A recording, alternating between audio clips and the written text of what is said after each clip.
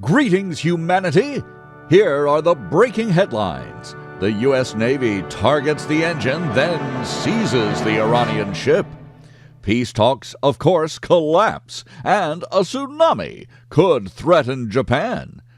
Let's grok the news, starting with the most important story in the world today, our dateline, Washington, Tehran. U.S. forces have seized an Iranian-flagged cargo ship in a dramatic naval operation near the Strait of Hormuz, as Tehran vows a strong response and signals it has no plans to join the upcoming peace talks in Pakistan. President Trump confirmed the action, stating U.S. Navy personnel, including Marines, boarded the vessel after it attempted to bypass a blockade. Reports indicate forces fired on the ship's engines, creating a hole before taking control in a standoff that lasted several hours. Video released by U.S. authorities shows the boarding operation. Iranian officials denounced the move as piracy and threatened retaliation while claiming to reassert control over the vital waterway. This development comes amid an ongoing conflict now stretching into its second month. Diplomats are scrambling for a ceasefire. Iran has again closed or restricted the Strait of Hormuz, a choke point for much of the world's oil, in response to U.S. actions and in defiance of their earlier agreement. National Security Advisor Michael Waltz called Iran's claims of ownership over the strait a clear violation of international law, whatever that is. Multiple vessels have reportedly come under fire or faced other disruptions in the area from Iran. The seizure raises fresh doubts about mediation efforts.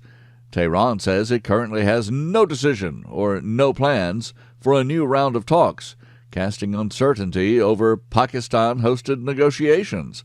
Oil prices, of course, jumped on the news again, while markets wobble. The fragile ceasefire hangs in the balance.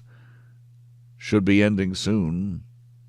Analysts warn that further escalation could disrupt global energy supplies and draw in more regional players.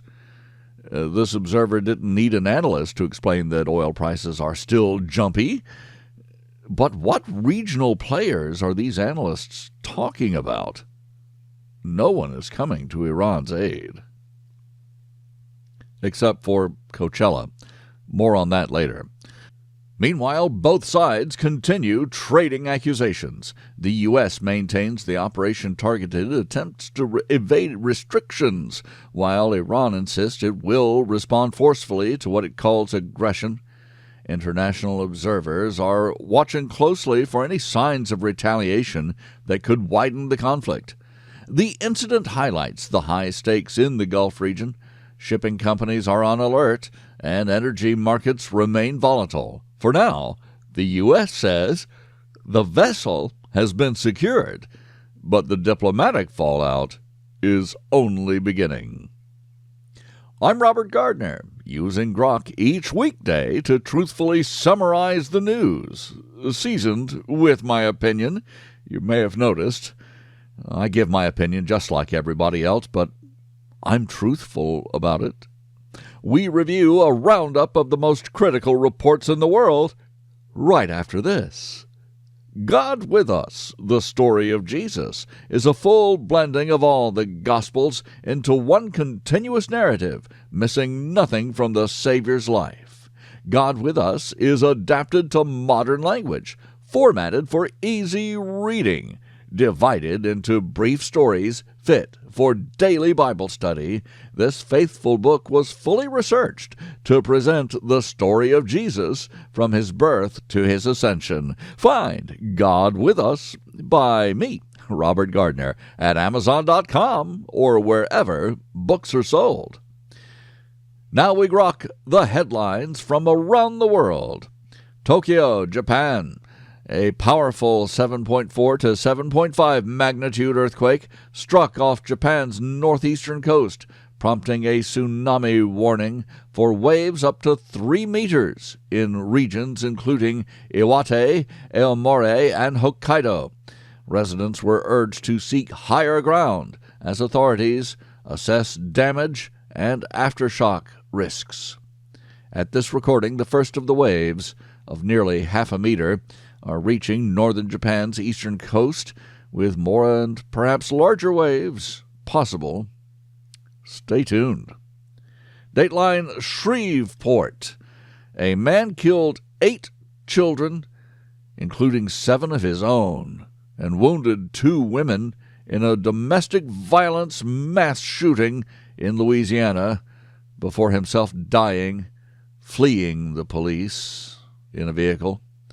The tragedy has shocked the local community and renewed calls for better domestic violence intervention. Dateline Sofia. Former pro-Russia President Rumen Radev's party secured a landslide victory in Bulgaria's parliamentary election, according to partial results and exit polls. The outcome could shift the country's EU and NATO alignment. This observer notes, as he noted last week, Hungary's election did not result in a far-left victory either. Eastern Europe has had enough of socialism and is rejecting the European globalist version that would discard their youth on the battlefields of Ukraine. Dateline The Caribbean Sea. U.S. military forces struck another alleged drug boat in the Caribbean, killing 3 people. The operation is part of ongoing counter-narcotics efforts, but has sparked questions by those who professionally question such things, questions about rules of engagement. Well, this is the first time in months this observer has seen this sort of story. There must not be quite as many drug traffickers on the waters now. Dateline London.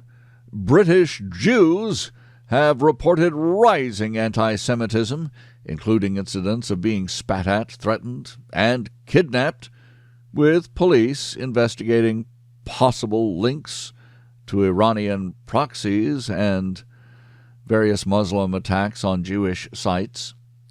This observer has absolutely no confidence whatsoever in the UK police, in the UK politicians, or the United Kingdom's king to do anything other than continue bowing to Mecca.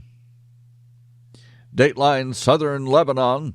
A French peacekeeper was killed in southern Lebanon as the Israel-Hezbollah ceasefire largely holds, despite sporadic clashes. UNIFIL forces continue monitoring the fragile peace. Dateline India. At least 25 people were killed in a firecracker factory blast in India. Rescue operations continue at the site of the industrial accident. Dateline the United States. Severe storms caused widespread damage across the midwestern United States, while freeze alerts were issued as temperatures plunged in the east following unseasonal weather shifts. Dateline North Korea. The Hermit Kingdom tested cluster munitions in a launch observed by leader Kim Jong-un in a further display of their military capability. Dateline Borneo, Malaysia. A major fire destroyed around 1,000 homes in a coastal village on Borneo Island, leaving many residents displaced and prompting emergency relief efforts. Dateline Toronto, Canada. Ontario Premier Doug Ford, the rather infamous Canadian politician, is facing criticism over the purchase of a $21 million private jet, with opponents questioning the expense amid public spending concerns. Dateline India. India has invested billions into metro train systems but many projects are seeing low commuter numbers, raising questions about urban planning and the ridership forecasts. Dateline South America. Large quantities of recycled clothes from wealthier nations are ending up in South American deserts, highlighting problems in the global textile waste chain. This observer has heard many suspicious stories of the recycling industry, particularly plastics. Is recycling just another racket? Dateline Montana. The Supreme Court in Montana has ruled that trans people, that means people with gender dysphoria who want everyone else to join in the delusion, well, that they can obtain IDs matching their gender identity in a decision affecting state identification policies. This observer wonders if Montana wonders what the devil is the matter with their state's top court. Not surprised, though. Even the U.S. Supreme Court has at least one justice who can't tell a man from a woman. Dateline Indio, California, in the United States. In front of a giant pagan idol facsimile at Coachella, a band performed while promoting content linked to Iran and Hamas propaganda, sparking backlash, while actor Mark Ruffalo planned to lead a protest against a Paramount CEO honoring Trump. The entertainment industry, in this observer's opinion, is run by Marxist propagandists posing as entertainers. I'm not changing that opinion either.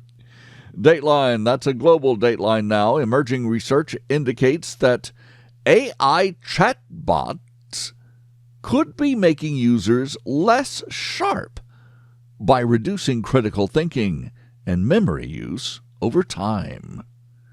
This observer trusts but verifies even Grok's help with the news. Keep your hands on the wheel, folks.